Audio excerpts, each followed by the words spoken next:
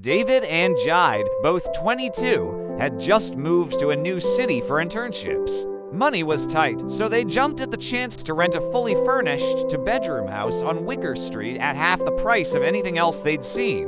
The listing was vague, no photos, just a phone number. The man on the line sounded old and slow, but friendly enough.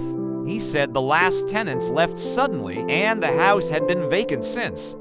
When they arrived, the house looked worn but livable. A sagging front porch, peeling paint, a faded 13 nailed above the door. Inside, it smelled of mothballs and something faintly metallic, like blood, but they chalked it up to old pipes. The first night was uneventful. On the second, David woke to soft footsteps in the hallway.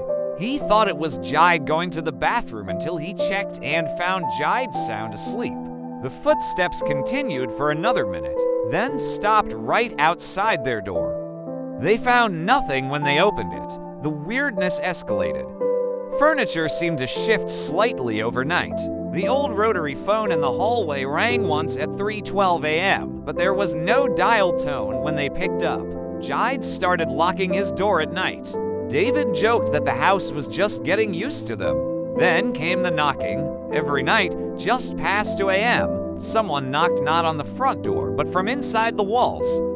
Hollow, desperate knocks. David began hearing whispers, faint, just below the surface of silence. One night, half asleep, he followed them into the basement, where the air was colder than outside. The whispers stopped at a bricked-up wall. Something scratched from the other side. That's when he noticed a name etched into the floor. Benji-2001. They asked the neighbors the next morning. An old woman across the street hesitated, then whispered, "Two boys used to live there back in '01. Rented it just like you.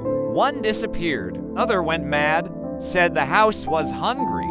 David and Jide moved out that afternoon, lost their deposit, never went back. But some nights, they still hear knocking, even in other houses.